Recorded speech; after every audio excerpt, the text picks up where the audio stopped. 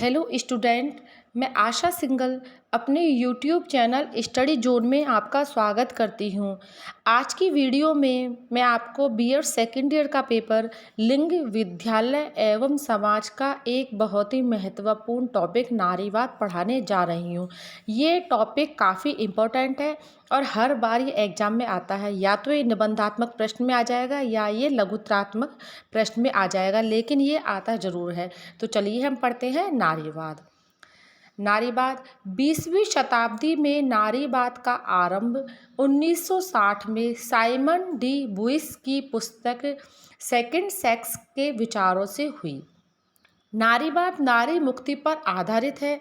नारीवाद का प्रमुख दर्शन है, यदि नारी मुक्त नहीं होगी तो वह अपनी सहभागिता कैसे निश्चित करेगी। नारीवाद की मान्यता है कि सामाजिक, राजनीतिक व आर्थिक अधिकार नारी स्वतंत्रता के लिए परम आवश्यक है। यदि सामाजिक अधिकार पर्याप्त रूप से प्राप्त नहीं होंगे तो उन्हें समाज के स्तरीकरण में ऊंचा स्थान प्राप्त नहीं हो सकता। इसी प्रकार आर्थिक अधिकारों का न होना भी उन्हें वह स्वतंत्रता नहीं प्राप्त कराने के लिए जिम्मेदार है जो उन्हें प्राप्त होनी चाहिए थी। नारीवादियों का तर्क है, यदि नारी आर्थिक रूप से आत्मनिर्भर नहीं होगी तो वह अपना अस्तित्व हासिल नहीं कर सकती। इसी प्रकार राजनीतिक अधिकारों के बिना भी नारी अपना अस्तित्व हासिल नहीं कर सकती। राजनीतिक अधिकार एक प्रकार से आधारभूत अधिकार है जिनके न होने पर आर्थिक एवं सामाजिक अधिकारों की प्राप्ति असंभव सी प्रतीत होती है। अब हम आगे देखते हैं नारीवाद के मुख्य तत्व। नारीवाद के प्रमुख तत्व निम्नलिखित है। इसमें पहला है प्रजातांत्रिक संरचनात्मक आधार। सभी को एक समान अधिकार तथा एक समान अवसर प्रदान करना ही देश की प्रजातांत्रिक संरचना का आधार है। यह तत्व नारीवाद को आधार प्रदान करता है। इसके अंतर्गत स्त्री एवं पुरुषों को समान जीवन जीने के लिए समान अधिकार व समान अवसर प्राप्त होने की बात की गई है। फिर दूसरा हम देखते हैं आत्मनिर्भरता। बालिकाओं को शिक्षित करके पुरुषों के समान आत्मनिर्भर बनाने एवं अपनी जीविका स्वयं चलाने तथा आगे बढ़ने के लिए प्रेरित करने का कार्य करना चाहिए, जो नारीवाद के एक आधार के रूप में प्रस्तुत होगा। अब तीसरा हम देखते हैं लिंग भेद। स्त्री एवं पुरुषों को समान रूप से सभी प्रकार के अधिकार प्राप्त है, लेकिन फिर भी लैंगिकता को आधार बनाकर पक्षपात व भेदभाव करना नारीवाद के अनुसार पूर्ण रूपेण अन्याय है।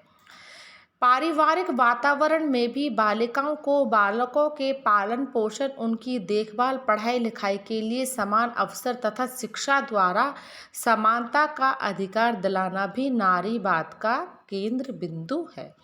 अब चौथा है इसमें प्रेरणा। नारीवाद का उद्देश्य है कि वर्षों से चार दीवारी के अंदर कैद रहने वाली महिलाओं को बाहर निकालकर जीवन में सफलता प्राप्त करने के लिए प्रेरित करना चाहिए। महिलाओं के सफल एवं स्वतंत्र जीवन के लिए पारिवारिक बंधनों जैसे बच्चों की देखभाल आदि के लिए विशेष उपचार गृह की व्यवस्था जैसे कार्यों को करने के लिए प्रेरित करना चाहिए। फिर पांचवा हम देखते हैं दासता की स्थिति से मुक्ति। नारीवाद एक ऐसी विचारधारा का समर्थन करती है जिसमें नारियों को दासता की स्थिति से मुक्ति दिलाने के लिए बाल विवाह प्रथा के अंत पर जोर दिया गया है। सामान्यतः लोग स्त्रियों का जीवन अपने पति, परिवार तथा बच्चों की देखभाल करने के लिए ही मानते हैं। अब अगला देखते हैं हम पितृसत्तात्मकता का विरोध। नारीवाद का मुख्य आधार मुख्य लक्ष्य पितृसत्तात्मकता का अंत्य करना है। पितृसत्तात्मकता में पुरुष नारी पर दमन, शोषण, अधिकार एवं निर्देश की प्रवृत्ति को प्रदर्शित करते हैं। अंत में हम कह सकते हैं कि पुरुष वर्ग एवं नारी वर्ग की असमानता तथा पुरुषों को उच्च एवं स्त्रियों को निम्न स्तर का दर्जा देने का अंत्य करना ही नारीवाद का मुख्य केंद्र बिंदु है। अगला है समानता। नारीवाद का मानना है कि पुरुषों के समान स्त्रियों को भी लैंगिक स्वतंत्रता का अधिकार प्राप्त होना चाहिए। कुछ उग्र स्त्रीवादियों के अनुसार स्त्रियों को अपनी इच्छा अनुसार यौन संबंध स्थापित करने तथा उन्हें तोड़ने की भी स्वतंत्रता होनी चाहिए, जबकि इसके विपरीत कुछ अन्य लोगों की मान्यता है कि स्त्रियों को सामाजिक संरचना के सामाजिक, आर्थिक, राजनीतिक, सांस्कृतिक व धार्मिक आदि क्षेत्रों में समान अधिकार प्राप्त हो, जिसमें किसी भी प्रकार का भेदभाव सम्मिलित न हो। अब आगे हम देखते हैं, उपर्युक्त तत्वों से यह स्पष्ट होता है कि वर्तमान स्थिति में स्त्री वर्ग को पुरुष वर्गों के समान सुरक्षित बनाए रखने के लिए अनेक प्रयास सामने प्रस्तुत हुए। यह नवीन सोच केवल एक कारण का परिणाम ही नहीं, बल्कि सामाजिक संरचना के अंतर्गत समाज, लोगों की सामाजिक पहचान, जागरूकता, विकास व उन्नति की आवश्यकता आदि अनेक तत्वों के कारण सामाजिक संरचना के आधारभूत ढांचे में परिवर्तन संभव हुआ है। अब आगे हम देखते हैं नारीवाद की मुख्य विशेषताएं। नारीवाद की मुख्य विशेषताएं निम्नलिखित हैं, जिसमें फर्स्ट है, स्त्रियां लैंगिक प्राणी नहीं है, मानव प्राणी है। नारीवाद का बुनियादी विचार यह है कि स्त्रियां लैंगिक प्राणी नहीं हैं। इस विचारधारा के समर्थकों का कहना है कि स्त्रियों को केवल माता, पत्नी या बहन के रूप में नहीं देखा जाना चाहिए, बल्कि उसे एक इंसान के रूप में देखा जाना चाहिए।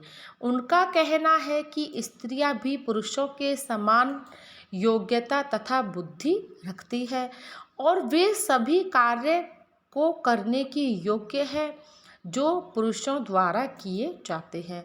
उनका कहना है कि जीवन के विभिन्न क्षेत्रों में स्त्रियों की पुरुषों के अधीन स्थिति का कारण यह है कि उन्हें पुरुषों के समान अपने विकास के अवसर नहीं दिए गए। अब दूसरी विशेषता हम देखते हैं, परिवार की संस्था का विरोध। नारीवाद के कुछ उग्र समर्थकों परिवार की संस्था की स्त्रियों की अधीनता तथा शोषण का एक महत्वपूर्ण कारण मानते हैं। परिवार में स्त्री की भूमिका को घर की चार दीवारी के अंदर तक ही सीमित कर दिया गया है। उससे अपनी क्षमताओं का पूरा विकास करने का अवसर ही नहीं मिलता। परिवार में बच्चों का समाजीकरण इस प्रकार किया जाता है कि पुरुष का स्त्री पर प्रभुत्व बना रहे। परिवार में लड़कियों के मुकाबले लड़कों को हर प्रकार से प्राथमिकता दी जाती है, जिसका असर लड़कियों पर पड़ना आवश्यक है। अतः नारीवादी परिवार की संस्था का विरोध करते हैं। अब अगला हम देखते हैं, स्त्रियों की परंपरावादी भूमिका में परिवर्तन। स्त्रीवादी स्त्रियों द्वारा परंपरावादी कार्य, घर का कामकाज करना, पति की सेवा करना, बच्चे पैदा करना तथा उनका पालन पोषण करना आदि किए जाने वाले कार्य के विरुद्ध है। उनका यह कहना है कि यह भूमिका दैवी आदेश नहीं है, बल्कि पुरुषों द्वारा बनाई हुई है और स्त्रियां जब तक स्वतंत्र नहीं हो सकती जब तक उनकी इस भूमिका में परिवर्तन न लाया जाए।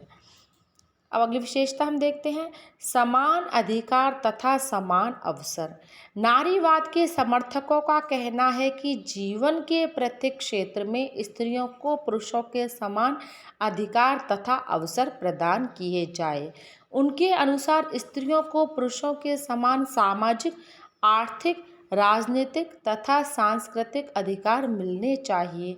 उन्हें भी पुरुषों के समान अपना जीवन स्वतंत्रता पूर्वक व्यतीत करने, अपनी रुचि के अनुसार किसी भी व्यवसाय को अपनाने, संपत्ति रखने तथा विवाह और तलाक के अधिकार मिलने चाहिए। राजनीतिक क्षेत्र में भी उन्हें पुरुषों के समान स्वतंत्रता पूर्वक अपने मताधिकार का प्रयोग करने, चुनाव लड़ने तथा उच्च सरकारी पद ग्रहण करने के अधिकार होने चाहिए।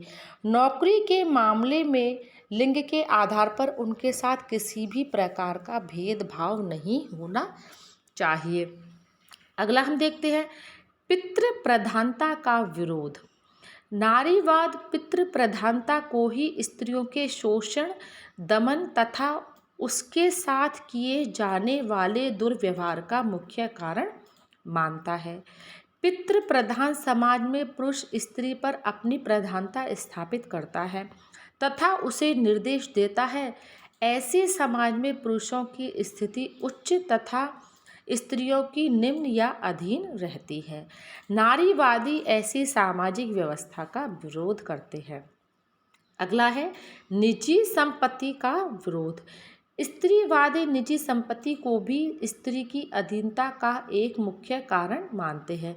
एंजल्स ने लिखा है कि पुरुष अपने निजी संपत्ति को अपने शुद्ध वंशज तक पहुंचाने के लिए स्त्री को विवाह द्वारा अपना दास बनाकर उसे बच्चा पैदा करने की मशीन बनाकर रखता है।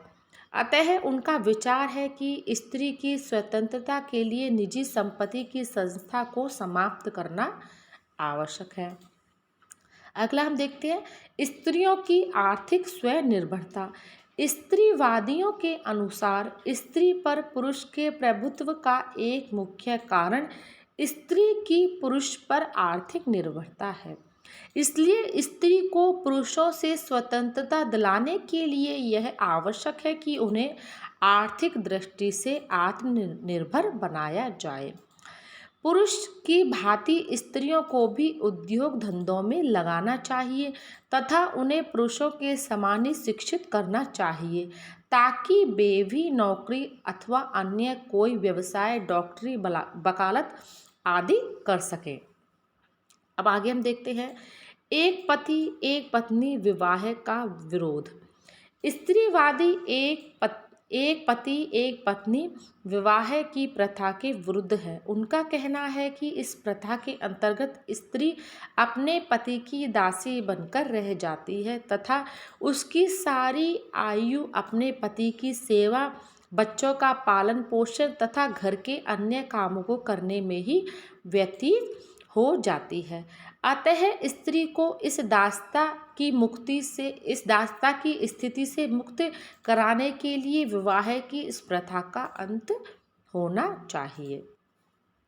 अब अगला हम देखते हैं बच्चों को सार्वजनिक देखभाल। स्त्रीवादी के अनुसार बच्चों के पालन पोषण की जिम्मेदारी समाज की होनी चाहिए। बच्चों को जन्म देने तथा उनका पालन पोषण करने के लिए विशेष उपचार गृहों की व्यवस्था होनी चाहिए जिनमें बच्चों की देखभाल करने की जिम्मेदारी प्रशिक्षित नर्सों की होनी चाहिए जो सामूहिक रूप से उन बच्चों की देखभाल करें। अगला है लैंगिक स्वतंत्रता। उग्र स्त्रीवादियों स्त्रियों को पूर्ण लैंगिक स्वतंत्रता प्रदान किए जाने का भी समर्थन करते हैं। उनका कहना है कि स्त्रियों को अपनी इच्छा अनुसार यौन संबंध स्थापित करने तथा उन्हें तोड़ने की स्वतंत्रता होनी चाहिए। उनके अनुसार काम वासना की पूर्ति एक निजी मामला है जिसमें समाज को तब तक किसी प्रकार का हस्तक्षेप नहीं करना चाहिए जब तक इससे दूसरों को हानि न पहुंचती हो। अतः स्त्री को अपनी इच्छा अनुसार किसी भी समय किसी भी पुरुष के साथ यौन संबंध जोड़ने तथा तोड़ने की स्वतंत्रता होनी चाहिए। अब अगला है स्त्रियां एक उत्पीड़न वर्ग है। स्त्रीवादियों का कहना है कि स्त्रियां समाज की उत्पीड़ित वर्ग है और लगभग सभी समाजों में वे शोषण का शिकार है। परंपरागत पितृ प्रधान परिवार में उनका कोई कानूनी दर्जा नहीं था। वे संपत्ति की मालिक नहीं बन सकती थी और न ही वे नौकरी आदि करके आत्मनिर्भर बन सकती थी। आधुनिक समय में भी स्त्रियों को जो अधिकार प्राप्त है वे पुरुषों से कम है। आज भी अधिकतर स्त्रियां अपने परंपरागत कार्यों, घर का कामकाज करना, बच्चे पैदा करना, उनका पालन पोषण करना तथा घर में पुरुषों की सेवा आदि में लगी हुई हैं। अधिकतर स्त्रियां आज भी आर्थिक आवश्यकताओं की पूर्ति के लिए पुरुषों पर निर्भर है।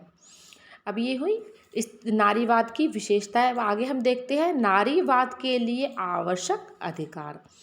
राजनीतिक अधिकार एक आधारभूत अधिकार है, क्योंकि वर्तमान समय में बाध्यकारी शक्ति के रूप में सरकार एवं संविधान अपना अस्तित्व प्राप्त कर चुके हैं। अब सामाजिक नियंत्रण के ऊपर राजनीतिक नियंत्रण ज़्यादा वैध और नियंत्रणकारी है। इसलिए राजनीतिक अधिकार प्राप्त होना अत्यंत आवश्यक है। राजनीतिक अधिकार ही कानून अधिकार दिलाता है। जब महिलाओं को राजनीतिक सक्रियता के दायरे में लिया जाएगा तभी उनमें राजनीतिक जागरूकता उत्पन्न होगी और यही जागरूकता महिलाओं को कानूनी अधिकार दिलाने में महत्वपूर्ण भूमिका प्रदान कर सकती है। राजनीतिक अधिकार प्राप्त होने के बाद ही आर्थिक एवं सामाजिक अधिकार प्राप्त करने की संभावना बढ़ जाती है। इसलिए महिलाओं के उत्थान के लिए राजनीतिक अधिकारों की मांग करना नारीवाद का प्रमुख उद्देश्य रहा। नारीवाद का एक उद्देश्य यह भी है कि समान राजनीतिक, आर्थिक और सामाजिक अधिकारों को परिभाषित, स्थापित और उसका बचाव करना है। नारीवाद आंदोलन निम्नलिखित पहलुओं एवं मुद्दों पर आधारित है। इसमें हम पहला देखते हैं महिलाओं को प्रत्येक क्षेत्र में पुरुषों के समान अवसर प्रदान करना। दूसरा है शिक्षा और रोजगार के क्षेत्रों में समान अवसर। तीसरा है संपत्ति और मताधिकार के मामलों में समानता। चौथा है इसमें घरेलू हिंसा व यौन शोषण के विरुद्ध अधिकार। और अगला है इसमें मातृत्व अवकाश। अब आज का महत्वपूर्ण टॉपिक यही खत्म होता है। अगला महत्वपूर्ण टॉपिक हम अगली वीडियो में देखेंगे। अगर आपको मेरा वीडियो पसंद आया तो मेरे वीडियो को लाइक कीजिए, शेयर कीजिए और मेरे चैनल को सब्सक्राइब कीजिए।